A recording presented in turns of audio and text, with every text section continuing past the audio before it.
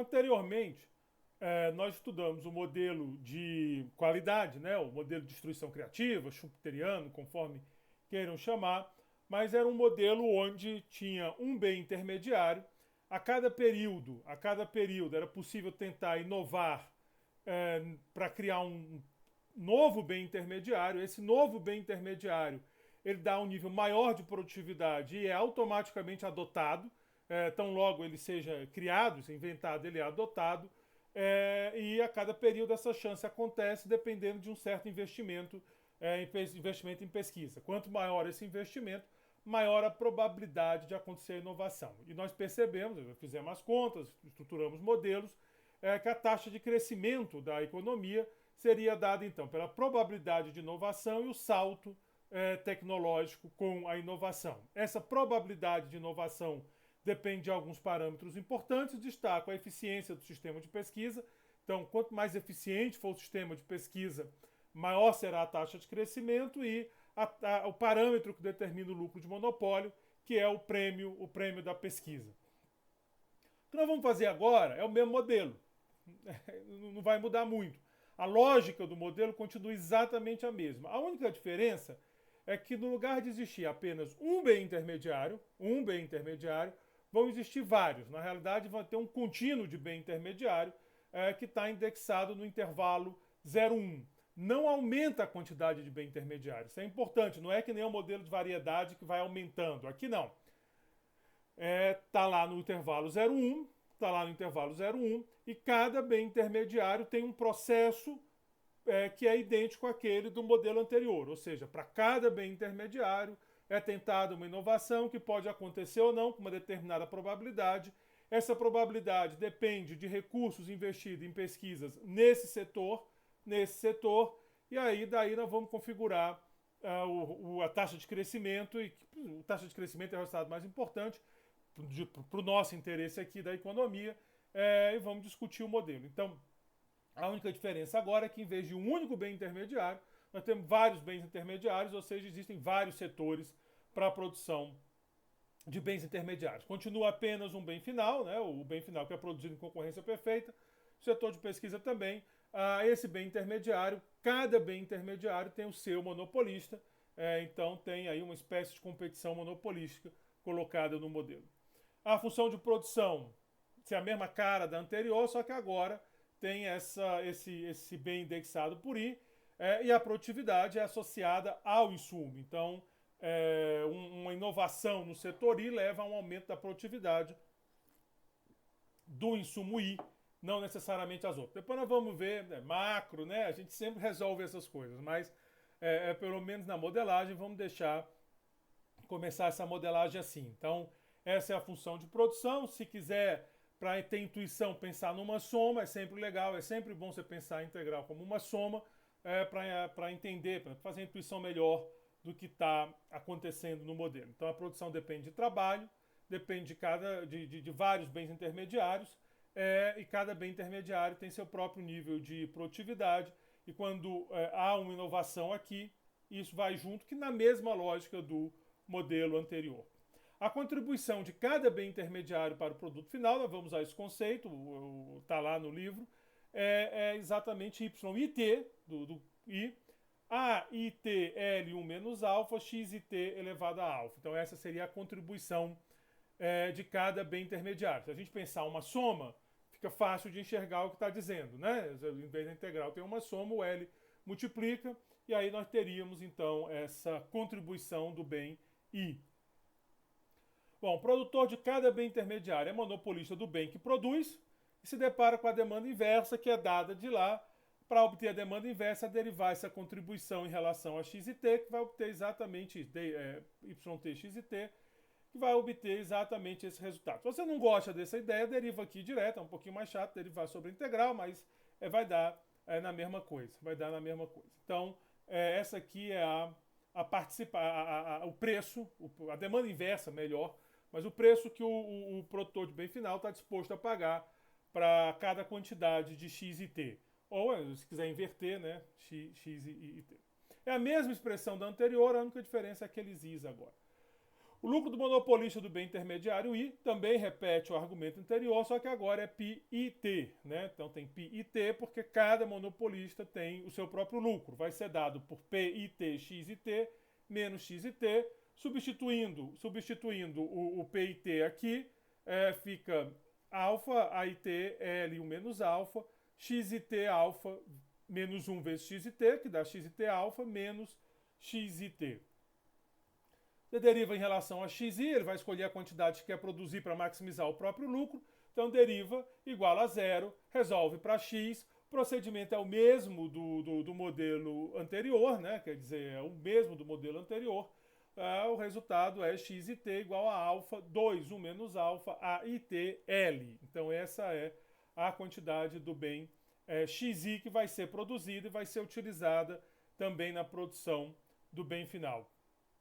Para calcular o lucro do monopolista, de novo, é a mesma substituição, a álgebra é a mesma da seção anterior, então não precisa reproduzir, vai ficar π, aquele πzinho, a e t, L. É tão a mesma que até o copiar e colar eu bobeei aqui também, né, no 1 mais alfa sobre 1 menos alfa, mas tudo bem, o π continua sendo o mesmo, o π não depende dos setores, isso é importante, ele depende só de alfa, como alfa é igual para todos os setores. Isso é que dá para o modelo. Vamos dar aqui a função de produção. Falar um pouco sobre truque de modelagem. O que dá para o modelo essa facilidade das coisas é esse alfa ser constante para todos os setores, né? Se fosse diferente, o modelo ia ficar bem mais complicado do que está aqui. Como o alfa é o mesmo em todos os setores, a coisa fica um pouco mais tranquila, mais fácil de trabalhar. Então, de novo, está aqui o π. Bom, até aqui o problema é muito semelhante ao modelo com único bem intermediário. Mais ou menos a mesma coisa. A única diferença é que estava aparecendo um izinho lá no A de cada um. Mas o resto muito parecido, né? Quer dizer, o izinho aqui que aí carrega o I, né? Então carrega o XI, porque depende de AI, o PI, porque depende de AI, mas tá muito parecido com essa diferença importante. A produção, o lucro de cada bem intermediário depende da produtividade associada a esse bem, né? Então, tanto o XI quanto o PI, tanto a produção quanto o lucro, como não podia deixar de ser, essas duas coisas estão amarradas, vão depender essencialmente da produtividade desse bem. Essa é a variável chave, né? A produtividade específica do bem. Aqui, cada bem tem a sua própria produtividade. A produtividade agregada da economia, agora a produtividade macro, né? Ela vai ser dada pela média da produtividade dos diversos bens intermediários. Como isso aqui é 1, a média é a própria integral de 0 a 1 de AIT DI, né? Porque é de 0 a 1, quer dizer, está no intervalo 0 a 1. A medida dos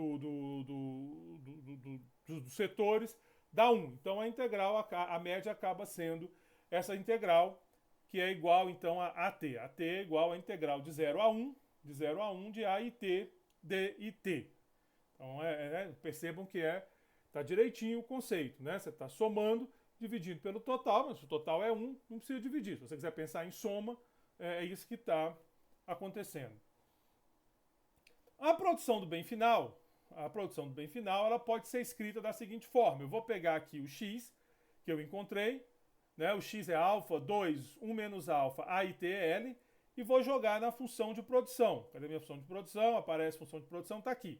Então eu vou pegar aquele x, vou jogar aqui na função de produção para encontrar a produção do bem final, para aí começar a ficar com cara de macroeconomia, né? Esses negócios de izinho para lá, bem i para cá, tem mais cara lá do pessoal de micro. Então vamos, o y, agora é y, agora é produção de bem final. Então, produção total, vamos começar os nossos truques. Então, substituímos, fazendo a substituição, só isso que está acontecendo, estou colocando aqui o valor de x, o L1 menos alfa continua aqui, o AIT 1 menos alfa, com esse AIT alfa, ele morre, então sobra AIT, né? Reparem, ó, AIT 1 menos alfa, AIT alfa, ficou ele. O L fica elevado a alfa, tá certo? Só tem ele aqui. E o alfa que está elevado a 2, 1 menos alfa, vai ficar 2 alfa, 1 menos alfa, DI. Então, Quem pode sair dessa integral impunemente? O alfa 2, 1 menos alfa, ele é constante. O L elevado a alfa é constante. Esse cara aqui não pode sair da integral. Deixa ele quieto, tira todo mundo. Então o alfa 2 alfa 1 menos alfa sai, tá aqui ele. L 1 menos alfa, L alfa, sobra só o L. Joia. Integral de 0 a 1 AIT DI. Como eu já brinquei outras vezes aqui no curso, quer dizer, eu devo ter brincado, normalmente eu falo isso, a gente sempre dá um jeito de fugir da integral. E demos de novo, porque essa integral aqui nós já definimos antes, é a produtividade da economia, a produtividade agregada. A soma das produtividades, que você pode pensar como uma média, porque o conjunto é 1. Então, o que você tem aqui é a produtividade agregada vezes L. Então, Y é uma constante, alfa, 2 alfa, 1 menos alfa, ATL, muito a cara do modelo anterior, né? Muito a cara do modelo anterior, onde esse AT já não é mais a produtividade setorial de cada setor, é a produtividade agregada, é a minha produtividade agregada, aquela que a gente gosta em macroeconomia. Esse aqui ficou bobo, né? Bom, assim como nos modelos anteriores, para obter o PIB, é preciso tirar de Y a parte que foi destinada à produção de bens finais, para evitar a dupla contagem. Vamos fazer isso. Então, agora ficou YT integral de 0 a 1 XIT DI. Da outra vez era mais fácil, só tinha 1, né? Mas essa integral aqui, substituindo o valor de x, vocês já devem estar percebendo o que vai acontecer. Substituindo o valor de x, dá isso aqui. Esse aqui é o x. O alfa, 2, 1 menos alfa, L, sai da integral. Sobra a integral de 0 a 1 AIT DI, que é o nosso AT. Né? O nosso AT, nós definimos AT como integral de 0 a 1 AIT DI. Portanto, vai ficar alfa 2 alfa menos alfa 2 1 menos alfa. Isso aqui é uma constante, não precisa trabalhar mais muito esse termo. É uma constante ATL. Então, a produção total de bens finais, produção total de Y, é uma constante vezes ATL, e o PIB é uma constante vezes ATL, e esse padrão nós já conhecemos. Esse padrão é velho de guerra, é o mesmo padrão do modelo anterior com um só bem. Constante vezes ATL. Então está ficando claro de novo que quem vai contar a história do crescimento dessa economia, desse modelo, é o AT, dado que L é constante. Se você quiser botar L crescendo a uma taxa eta constante, não é tão complicado. Não é tão complicado. Mas como a gente não fez isso, a gente não está interessado nisso, nós estamos interessados mesmo em um crescimento de A, é esse o nosso objetivo. Então, quem vai contar a história do modelo é o AT mais uma vez. Então, vamos ter que pensar direito nesse AT.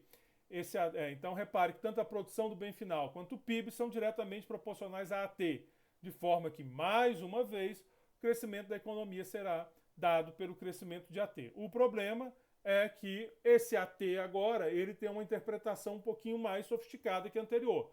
Mas a anterior você só tinha um produto, então o AT era a produtividade dele e agregada e tudo. Agora não, nós temos o AIT, que é a produtividade do insumo, que é o monopolista, ele está interessado com a IT, não está interessado no AT. Né? O teu lucro não depende de AT, o teu lucro depende de AIT.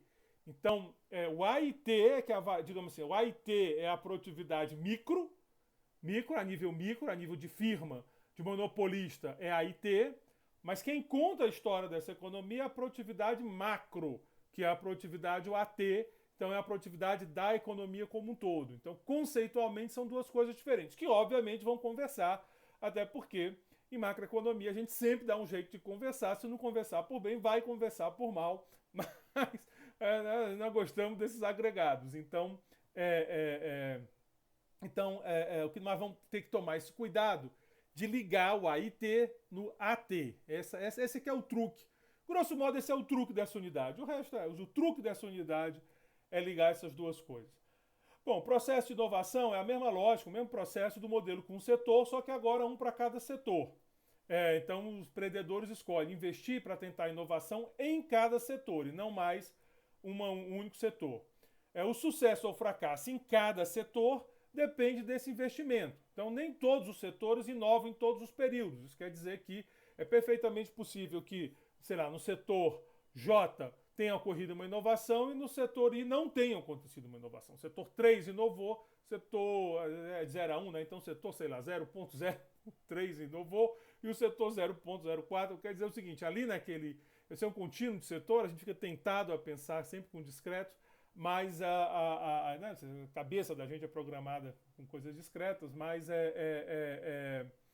mas pensem isso, o setor com indicador I pode inovar e o setor com indicador J pode não inovar. Não tem nada que garanta isso, né?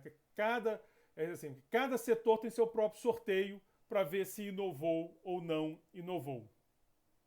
A probabilidade, então, é de setorial. Então, MI-IT é uma função φ de RIT A estrela IT. De novo, aquela mesma lógica da função de RA, de R sobre A. O A estrela representando o nível de tecnologia que existirá se ocorrer a inovação. Mesma lógica lá do vídeo anterior. Aqui não muda nada. Só que está acontecendo, em cada setor está acontecendo esse processo. Então, por isso o I aqui está registrando. É a probabilidade do setor, é o investimento no setor e é o nível de tecnologia do setor, né? Então, investir num setor não tem a probabilidade. O outro setor, quer dizer, o setor J vai depender de RJ e A estrela J. Cada um com sua história agora. Então, o lucro esperado do empreendedor é FI, RI, AI, PI, tudo indexado no setor, né? Porque o lucro depende do setor, o investimento depende do setor, a tecnologia depende do setor, esse FI é a função, né? Não é constante não, o FI é a função. PIT menos RT, esse é o lucro esperado do empreendedor, que é, caso ocorra a inovação, com essa probabilidade aqui, ele ganha pi estrela. Se não ocorrer a inovação, ele não ganha nada. Então é isso que está acontecendo. Da condição de primeira ordem para maximização de lucro, nós temos essa equação aqui, né, essa derivada filinha de RI A estrela. O A estrela está aqui embaixo, vem para cá, pi estrela igual a 1. Só que pi estrela, nós sabemos que é pi A estrela L, coloca aqui, esse A estrela já vai morrendo com A estrela. Vamos chamar de NIT, assim como lá nós chamamos NT, RT sobre AT, A estrela T. Agora nós vamos chamar de NIT, o RIT sobre a estrela, a IT estrela, meu Deus do céu, A estrela, I, é T, mas vamos lá, RIT, A estrela IT, essa razão nós estamos chamando de N, então a mesma coisa. Então a restrição do setor, a equação de otimização, que é a equação de arbitragem do setor de pesquisa, está me dizendo o seguinte, filinha, NIT, π é igual a L, π é constante, é igual a 1. Filinha NIT, π, L é igual a 1. Como π é constante, L é constante, nós sabemos então que N tem que ser constante. Então todos os setores vão ter o mesmo N. Eu disse para vocês que a gente ia começar a fechar essas coisas, né? Macro é mais ou menos assim, você faz o negócio lá, bota lá não sei quantas firmas e tal, mas depois as coisas vão se organizando, né? Senão vira organização industrial, aí vocês vão lá no curso de organização industrial. Aliás, crescimento e organização industrial são duas áreas que conversam muito. Então, se você tem interesse aqui nessa área de crescimento, recomendo fortemente que faça o curso de organização industrial. Normalmente quem oferece aqui esse curso na pós-graduação, se eu não estiver enganado, é o professor Vitor Gomes, ou pelo menos ele oferece. Então, é um curso que vale a pena dar uma olhada se você tem interesse nessa área de crescimento, que aí ele vai aprofundar melhor essas coisas, estrutura de mercado, o desenho da firma. Aqui, como é macro, nós fazemos, mas depois as coisas são arrumadinhas para funcionar. Então, o NI é constante nos setores. Se você considerar lá o nosso exemplinho, né, do lambda N, sigma e T, e usar a equação de arbitragem, vai ser esse aqui. O NIT vai ser N igual a sigma lambda PL 1 sobre sigma. Esse é o valor do N. Basicamente faz essa derivada aqui e coloca nessa equação. Aqui, ó. Aqui, então vai ficar como? Vamos olhar.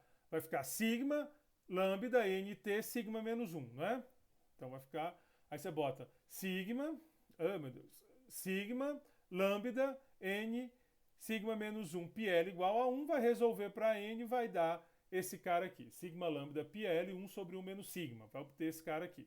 E o mi é lambda N elevado a sigma, fica então igual a isso daqui, repare, é a mesma cara lá do outro, e o Mi também é igual. A probabilidade de inovação vai ser igual em todos os setores, né? Então, facilitou muito a nossa história, porque a gente começou, o Mi era, mas agora, dada a estrutura de modelo, o N fica igual em todos os setores, o Mi depende de N, que não depende dessa função específica. O resultado do N ele foi obtido antes da gente definir φ. E se o N é igual, como o Mi depende de N, o Mi também é igual. Aqui é só para jogar o exemplo. Então a taxa de inovação é igual em todos os setores, que é também a mesma lá que nós tínhamos anteriormente. Então, μt é constante, a probabilidade de ocorrer uma inovação é a mesma em todos os setores. Como o PIB é proporcional a AT, a taxa de crescimento da economia vai ser dada pela taxa de crescimento de AT, né? Porque a gente viu que o PIB é constante vezes AT. Então, vale o AT, a dinâmica de AT que conta a história desse modelo. Então, a gente tem que descobrir essa taxa de crescimento. A gente tem, né, nosso trabalho agora é descobrir essa taxa de crescimento de AT. É o que falta para fechar o modelo. Descobrir essa taxa de crescimento. O que nós temos é a IT. Nós temos a IT, nós não temos AT. Quer dizer, a gente já tem AT como definição. Mas tudo aqui foi em torno de IT. A única coisa, o resultado importante, fundamental, é que o Mi é constante em todos os setores. Que o Mi é constante em todos os setores. Então nós vamos ter que agora procurar a taxa de crescimento. Bom, a diferença em relação ao modelo com B intermediário, ficou uma bolinha sobrando aí, mas não tem problema, é que agora a loteria da inovação, né, que é essa loteria que a gente entra para inovar, onde você lá paga R e tem uma chance Mi de ganhar o prêmio, aqui você paga RI e tem uma chance MI, mas que a gente já viu que é Mi também, de ganhar o prêmio, ela ocorre, ela está ocorrendo em cada setor. Então, em cada um dos setores ocorre esse sorteio para ver se ganha ou não ganha a inovação. A produtividade agregada ela vai refletir a média das produtividades setoriais, vai refletir essa média. Em cada setor, a IT vai ser gama AIT menos 1 com probabilidade Mi, ou AIT menos 1 com probabilidade 1 menos Mi. Nós não estamos indexando esse gama e I. Então, em cada setor, você vai ter essas duas possibilidades, né? Então, ao mesmo tempo, você agora tem um monte de setor, um contínuo de setor, todos eles estão participando do sorteio simultaneamente, e eu sei que com probabilidade Mi, sucesso e tem um salto de produtividade, com probabilidade 1 menos Mi, fracasso, não tem salto de probabilidade. Ora, aí entra a lei dos grandes números, né? Aí entra a lei dos grandes números. Se eu tenho um evento com probabilidade de acontecer igual a Mi, né? É sim ou não, eu jogo uma moeda, a chance de dar cara é Mi, e dar coroa 1 menos Mi, eu sei que se eu jogar infinitas moedas, e aí é a parte boa desses contínuos, porque realmente é infinito, quer dizer, são infinitas moedas que eu estou jogando, eu sei que uma proporção Mi dessas moedas vai dar cara e uma proporção 1 menos Mi vai dar coroa. Então eu vou usar essa ideia, né, que vem da lei dos grandes números, pela lei dos grandes números, não é a AMA, é uma fração Mi dos setores e 9 a cada período, de forma que a produtividade agregada será a média ponderada dos AIT nos setores que inovam e nos AIT dos setores que não conseguiram inovar. Mas eu sei que a proporção de setor que inova a cada período é Mi.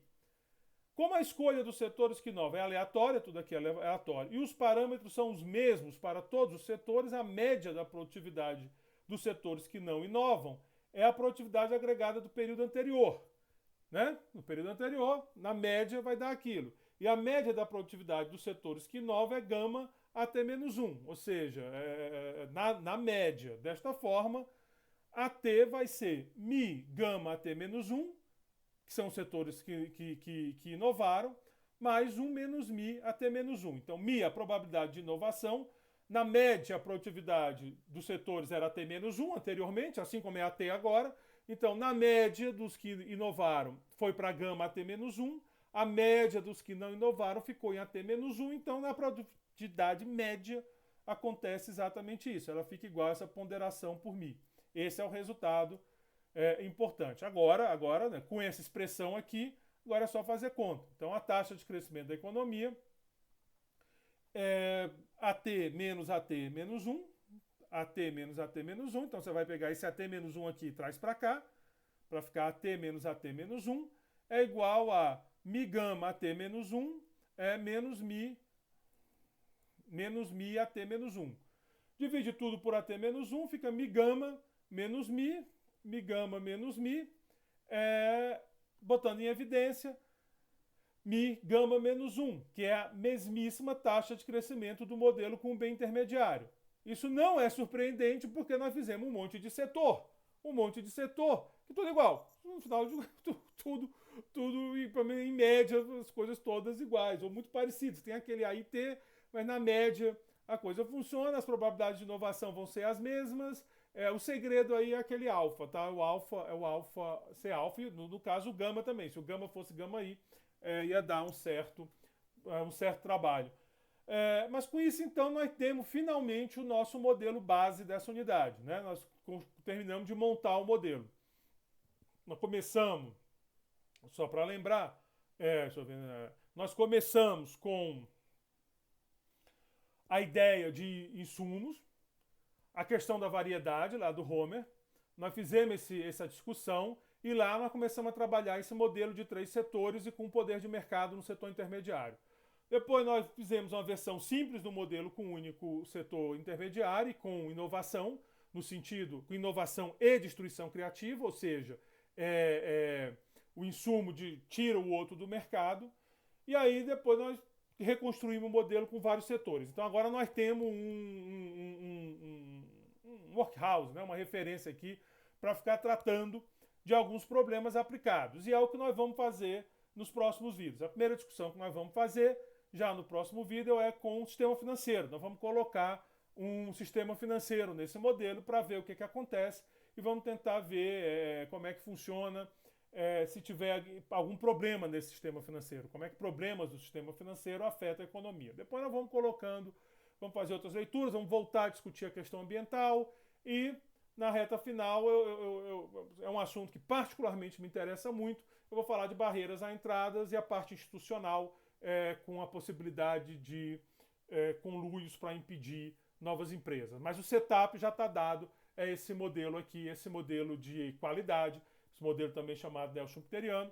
Nós já temos o nosso setup, taxa de crescimento é essa. Se você quiser botar o Mi, pode botar, a gente definiu o Mi aqui, está em algum lugar, está aqui o Mi, e aí você vai ver que a taxa vai ficar igual, a interpretação é a mesma, por isso que eu não vou nem discutir essa interpretação. O importante é que é a mesma probabilidade de inovação vezes salto tecnológico. Então agora nós temos nosso modelo montadinho, paro aqui. No próximo nós vamos discutir já a questão da intermediação financeira nessa estrutura de modelo. Obrigado pela atenção, até o próximo.